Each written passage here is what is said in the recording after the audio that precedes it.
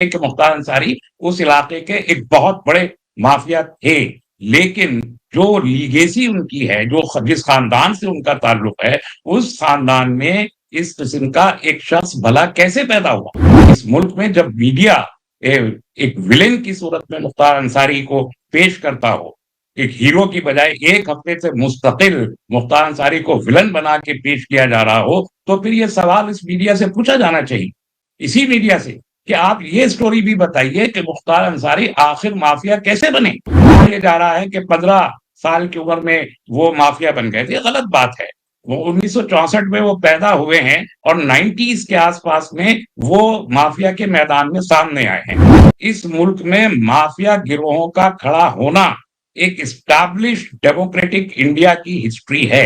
सरेआम अस्पताल के बाहर खड़े हुए, थाने के बाहर खड़े हुए, अदालत में के बाहर खड़े हुए आप गोली मार देंगे एक माफिया को। कस्टोडियल डेथ कोई भी हो, इवन नेचुरल डेथ ही क्यों ना हो, उस पर हुकूमत के ऊपर ब्लॉट माना जाता है और हर कस्टोडियल डेथ को इन्वेस्टिगेट करना हुकूमत की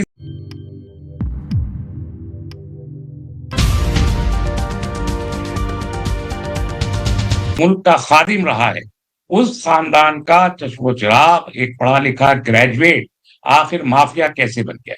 मैं अल्फाज को चबाए बगैर ये बहुत साफ तौर पर कहना चाहता हूँ कि इसमें कोई शक नहीं है कि मुख्तार अंसारी एक माफिया तो बन ही गए थे। उन्होंने बहुत से ऐसे काम किए कि उनको माफिया डॉन की हैसियत से वहां जाना जाता है, इसमें कोई दो राय नहीं है। हमको जो जो बात सही है उसका एतराफ करना ही चाहिए। अगर हम सच बोलने वाले और ईमान वाले लोग हैं तो उसका एतराफ करना चाहिए कि मुख्तार अंसारी उस इलाके के एक बहुत बड़े माफिया थे, लेकिन जो लीगेसी उनकी है, जिस खानदान से उनका ताल्लुक है, उस खानदान में इस किस्म का एक शख्स भला कैसे पैदा हुआ? कैसे मुख्तार अंसारी एक माफिया बने, ये अपने आप में एक तारीख है। इस मुल्क में जब मीडिया एक विलेन की सूरत में मुख्तार अंसारी को पेश करता हो, एक हीरो की बजाय 1 हफ्ते से मुस्तकिल मुख्तार अंसारी को विलेन बना के पेश किया जा रहा हो, तो फिर ये सवाल इस मीडिया से पूछा जाना चाहिए। इसी मीडिया से कि आप ये स्टोरी भी बताइए कि मुख्तार अंसारी आखिर माफिया कैसे बने? इसका जवाब मीडिया देना नहीं चाहता और बहरहाल मीडिया के बारे में आप सब जानते हैं, मुझे ज्यादा बताने की जरूरत नहीं है। ये कॉमर्शियल मीडिया है, ये एक इंटरेस्टेड एंड कंप्रोमाइज्ड मीडिया है और मुझे कहने दीजिए, मुझे कोई तरद्दुत नहीं ये कहने में कि इस मीडिया के एंकर से और इस मीडिया के सहाफियों से अगर इनके मालिकान आज ये कहें कि आप अपने वालिद को माफिया कहिए, तो बिल्कुल इनको कोई तामुल नहीं होगा। ये अपने वालिद को भी माफिया कहेंगे, बल्कि अपने माथे पे लिख देंगे कि मेरा बाप चोर था और उसको बड़ी शद्दोबत के साथ चलाएंगे। इसलिए इस मीडिया पर तो एतबार बिल्कुल किया ही नहीं जा सकता। आप देख ही रहे हैं कि किस अंदाज से वो पेश किया जा सकता, पेश करते हैं चीजों को। बहरहाल इस सवाल का जवाब मैंने भी ढूंढने की कोशिश की। बहरहाल मैंने आज जो मैं आया हूं, मैं इसीलिए ऑन लाइव आया हूं कि मैं मुख्तार अंसारी साहब को जानता था, मेरी उनसे मुलाकात हुई थी और मैं कई बार उनसे आज से 20 साल पहले मैं मिला हूं, इसलिए मुझे कुछ इंफॉर्मेशन उनके बारे में है, इसलिए मैं आज आपके सामने लाइव आया हूं। देखिए, आप अगर तारीख को देखेंगे, कहा यह जा रहा है कि 15 साल की उम्र में वो माफिया बन गए थे, ये गलत बात है। वो 1964 में वो पैदा हुए हैं और 90s के आसपास में वो माफिया के मैदान में सामने आए हैं। और क्यों आए हैं? क्या इससे पहले वहां कोई माफिया नहीं था? कौन माफिया था? अभी मैं आपके सामने मैं किसी और के बारे में ज्यादा तफसील नहीं, सिर्फ बरसबील तज़किरा मैं कह रहा हूं कि क्या ब्रजेश सिंह वहां पर एक एस्टैब्लिश्ड माफिया पहले भी थे और आज भी हैं? क्या नहीं है? क्यों बने माफिया? जो 1970 ऑनवर्ड इस मुल्क में माफिया गिरोहों का खड़ा होना एक एस्टैब्लिश्ड डेमोक्रेटिक इंडिया की हिस्ट्री है। 1970 ऑनवर्ड, 1970 से चला आ रहा है। और काहे को बनता है कोई आदमी माफिया? ठेके लेने के लिए, टेंडर छुड़ाने के लिए। काहे के टेंडर? रेलवे के टेंडर, कोयले के, जो आपने कोलगेट पिछले दिनों तो सुना है कितना बड़ा घोटाला था, कोयले का स्क्रैप के ठेके लेने के लिए, कंस्ट्रक्शन के ठेके लेने के लिए, पुलों की कंस्ट्रक्शन, सड़कों की कंस्ट्रक्शन, गवर्नमेंट ऑफिस की कंस्ट्रक्शन। सरकारी टेंडर छुड़ाने के लिए जो लड़ाई होती है, उस लड़ाई में कोई आदमी माफिया बनता है। एक माफिया से दूसरे माफिया के हाथ वो लेने के लिए गैंगवार्स हुआ करते हैं और इस माफिया के बनाने में कोई दो राय नहीं है इसमें कि सरकारी मशीनरी का, एडमिनिस्ट्रेशन का, खुसूसन पुलिस का इन माफियाज को एक लंबे अरसे तक प्रोटेक्शन देने में एक बहुत बड़ा रोल होता है। आज जो लोग मुंह खोल के कहते हैं कि फला साहब माफिया है, फला माफिया है, फला माफिया है, वहां पर एडमिनिस्ट्रेशन के लोगों से पूछना चाहिए कि ये माफिया इस हद तक आखिर आया कैसे, किसके ताबून से आया? क्या पुलिस का कोई रोल नहीं होता माफिया को बड़ा करने में? क्या एडमिनिस्ट्रेशन का कोई रोल नहीं होता यही टेंडर इन माफियाओं के हक में छुड़ाने के लिए? उस वक्त भी वहां पर एक माफिया था जो ब्रजेश सिंह था। ब्रजेश सिंह के ऊपर आज की तारीख में 112 मुकदमा दर्ज हैं।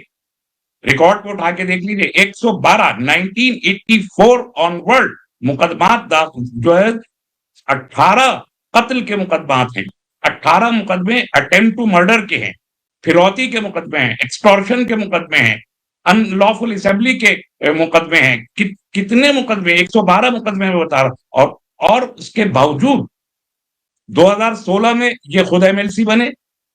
अभी उनकी बेगम 1998 से आज तक बनारस का वो एमएलसी सीट उन्हीं के पास है, कोई और उसे ले नहीं सका।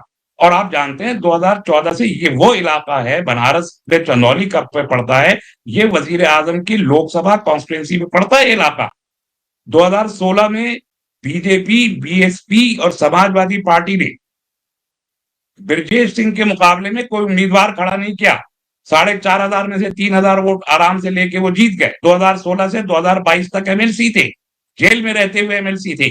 2023 में उनकी बेगम अन्नपूर्णा साहिबा के सामने बीजेपी ने एक फॉर्मल कैंडिडेट खड़ा किया, लेकिन 4,500 वोट में से बीजेपी के उम्मीदवार को सिर्फ 170 वोट मिले एमएलसी की सीट पर। तो क्या ये नहीं कहा जा सकता कि इसमें वजीर आजम के रहते हुए एक माफिया एमएलसी की उसी इलाके से जीत के आ जाए, तो क्या बीजेपी की सपोर्ट उन्हें हासिल नहीं है? कैसे कहा जा सकता है? यही ब्रजेश सिंह ये दाऊद इब्राहिम के लिए काम करते थे। उसी महाराष्ट्र में जब ये यहाँ से फरार हुए तो महाराष्ट्र में जाके रहे, तब ये दाऊद इब्राहिम के लिए 2003 तक काम करते रहे, रिकॉर्ड पे मौजूद है। और इसके लिए उनको क्या क्या नाम दिए जाते हैं? देशभक्त डॉन, हिंदू डॉन और robin hood of the east. Brajesh Singh को ये सब नाम दिए जाते हैं। तो एक माफिया को एक तरफ आप इतना ग्लोरीफाई करेंगे, ये क्या मतलब? माफिया माफिया है। मैं बिल्कुल किसी माफिया को अप्रूव नहीं करता। हिंदू हो, मुसलमान हो, सिख हो, ईसाई हो, माफिया एंटी पीपल होता है, अवाम के खिलाफ होता है। आप किसी माफिया को किसी मजहब का चश्मा लगा के एक मुजरिम को सिर्फ इस बुनियाद पे कि वो किसी एक मजहब से ताल्लुक रखता है, आप उसे ग्लोरीफाई करेंगे कि पेट्रियोटिक है, और दूसरे मजहब से ताल्लुक रखता है तो आप ठोक देंगे। सरेआम अस्पताल के बाहर खड़े हुए, थाने के बाहर खड़े हुए, अदालत में के बाहर खड़े हुए आप गोली मार देंगे एक माफिया को। देखिए, कोई मुजरिम कितना भी बड़ा मुजरिम हो, कितना भी क्रेडिट क्रिमिनल हो, उसका ये ह्यूमन राइट बरकरार रहता है हमारे दस्तूर में, हर सिविलाइज सोसाइटी में, कि उसको अपने जो जुडिशियल राइट्स हैं उसे कबूल उसे एंजॉय करने का, उनको इस्तेमाल करने का हक है। कस्टोडियल डेथ कोई भी हो, इवन नेचुरल डेथ ही क्यों ना हो, उस पर हुकूमत के ऊपर ब्लॉट माना जाता है, और हर कस्टोडियल डेथ को इन्वेस्टिगेट करना हुकूमत की जिम्मेदारी होता है। उस हैसियत से तो वो करेंगे।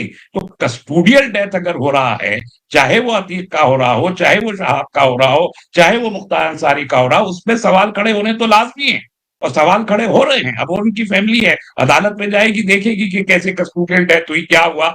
उनके इल्जामात हैं कि उनको जहर देके शहीद किया गया है, तो वो उन इल्जामात में कितनी सच्चाई है नहीं है, ये देखना अदालतों का काम है। लेकिन एक शख्स को, इतने अजीबुशान खानदान से ताल्लुक रखने वाले एक शख्स को बाकायदा एक गैंग्स के जरिए, कि वो भी कुछ ठेके लेना चाहता है, दूसरा आदमी ठेके लेने से रोकने की कोशिश कर रहा है, तो एक गैंग वॉर का हिस्सा बनाकर उसको माफिया बना दिया जाता है। और फिर उस जेल में जो है वो उसको जहर मिल जाता है या नहीं मिलता, जो भी होता है, मैं उसमें जा नहीं रहा। लेकिन ये बात, ये देश हित नहीं हो सकता, ये पैट्रियोटिज्म नहीं हो सकता कि आप माफिया बन के पैट्रियोटिक बन जाएं और फिर दूसरे माफिया को आप कत्ल करके उसको विलेन बना दें और आप हीरो बन जाएं। अगर कोई ऐसा कर रहा है तो ये देश हित नहीं है, ये देशद्रोह है। फिलहाल इन तस्वीरों में इतना ही दोस्तों, आगे फिर मुलाकात होगी आपसे किसी ऐसी खबर के साथ। तब तक के लिए जय हिंद, धन्यवाद।